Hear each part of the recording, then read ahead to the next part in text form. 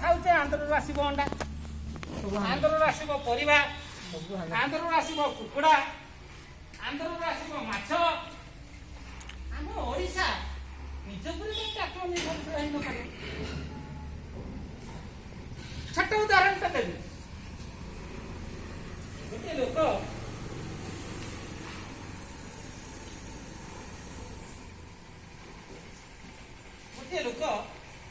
ସିଏ ଦୁଇଟା ଗଡ଼ିଆ ଖୋଳିଲା, ପୋଖରୀ ଭେରାଇଟି କିସମ ମାଛ ଚାଷ କଲା, 15ଟା ଛେଳି ରଖିଲା,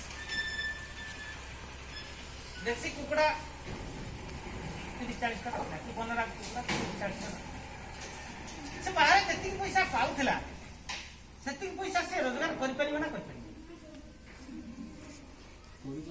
ମୁଁ ଆପଣମାନଙ୍କ ପାଖରେ ଉତ୍ତର ଚାହେଁ। କଷ୍ଟ হব।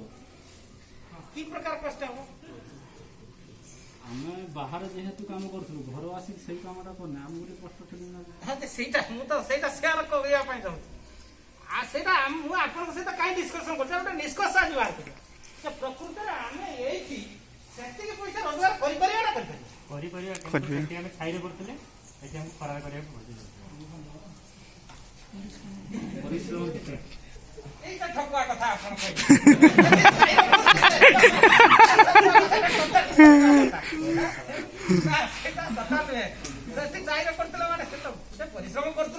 ସେଠି ଯୋଉ ଅନ୍ୟ ଲୋକଙ୍କ ଠାରୁ ଆମେ ସେମାନେ ଇନଭେଷ୍ଟ କରୁଥିଲେ, ଆମେ କାମ କରୁଥିଲେ।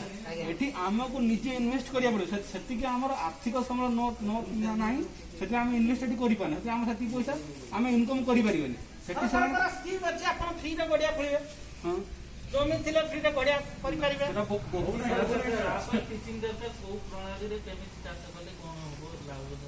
সেটা স্বীকার করি, সেটাই আশা ମୁଁ ସେଟା ସ୍ୱୀକାର କରି ଆପଣ ଯାହା କହୁଛନ୍ତି ଠିକ ଯେ ହଁ ଆମକୁ ସେଟାର ଆବଶ୍ୟକତା ଅଛି, ଆମ ବ୍ରେନରେ ସେଟା ପଶି ଗଭର୍ଣ୍ଣମେଣ୍ଟ ରୁଲ୍ସ ଦଉଛି ଆମ ମାନଙ୍କ ପାଖକୁ ପହଞ୍ଚି ପାରୁନି। ଆମେ ଧର ଆପଣଙ୍କୁ ଧରିଲେ, ଆପଣ ଆମକୁ ଘୁରେଇ ଚାଲିଲେ, ତା ଫଳରେ ଯୋଉ ଓଡ଼ିଶା ଏତେ ବେକାର ହେଇଗଲା।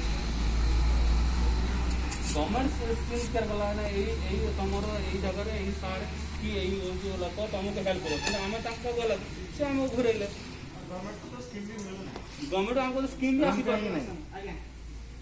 ଆପଣ କହୁଛନ୍ତି ଗଭର୍ଣ୍ଣମେଣ୍ଟ ସ୍କିମ୍ ମିଳୁନାହିଁ, କିନ୍ତୁ ମତାମତ ବିଭିନ୍ନ ପ୍ରକାର ଆସିବ। ଆମେ ଗୋଟେ ଆଲୋଚନା କରୁଛୁ ନିଷ୍କର୍ଷରେ